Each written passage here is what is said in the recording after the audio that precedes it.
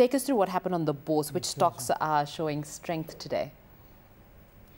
Basically, as you've seen, our stock market is actually in a state of limbo because the close of yesterday, the market was going down.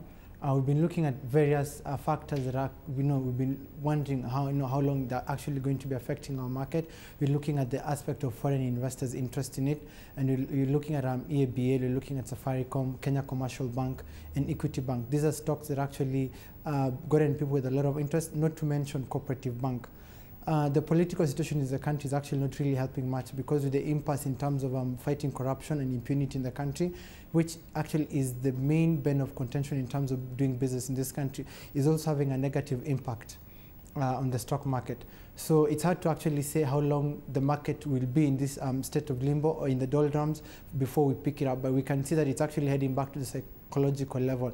And until we weather all the factors that are actually affecting our economy, we'll still be here for a while. Co-op Bank, why is the bank doing so well? One, it's a bank that actually it's stable. It's picking up in terms of it has the support of the largest cooperative movement in Kenya and East Africa. We're looking at the ordinary people, in the countryside, ordinary people in town, taxi drivers, all have an interest in cooperative bank, not because of what the bank is actually offering, but because of the cooperative movement.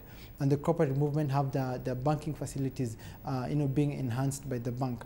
We also see how it's actually doing its in terms of coming up with different marketing strategies. When you see in the finance sector, Equity Bank actually was like a trailblazer in terms of marketing strategies, in terms of being able to get the mass market. But a cooperative bank has been able to take a different strategy, tapping into the advantage that comes being part of the cooperative movement. So those are the main issues that are actually making the co-op bank doing well. And because of its stability, it's gotten a lot of foreign interest that are actually making the price steady and picking up.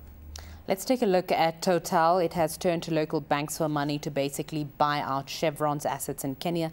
How did the stock firstly fare today? With the stock market, basically, such news have little or no impact at all. But what I know, the ripple effect will be felt maybe in the coming quarters, because from what other analysts are talking about and what you've heard from Total Kenya is the 7.5 billion shillings have actually been given through the 6 local banks that have actually given it a syndicate loan. There are various reasons why Total is actually doing this, not to mention that many of the oil companies in Kenya are in Uganda and trying to see what Uganda is actually going to do with their oil find. And if Kenyan companies can place themselves in strategic positions to be able to tap in the Ugandan oil industry. So this is the key reason why many oil companies in Kenya actually positioning themselves, because when you look at national oil, it has the government support. When you look at oil Libya, it has the Arab money support. So these are just one of the fundamentals.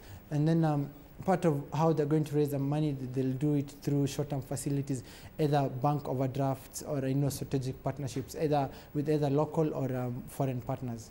But it's definitely a new debt burden on Total. What's the business risk for Total going forward?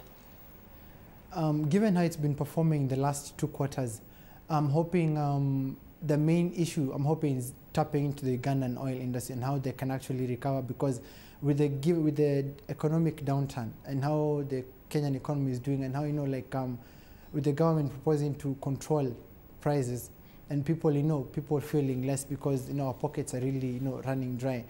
My question is how they'll be able to repay the loan, and how they're going to actually come out of it will depend on how the marketing strategies, the business development is, and they're also trying to basically arm the chest, because oil Libya is doing well.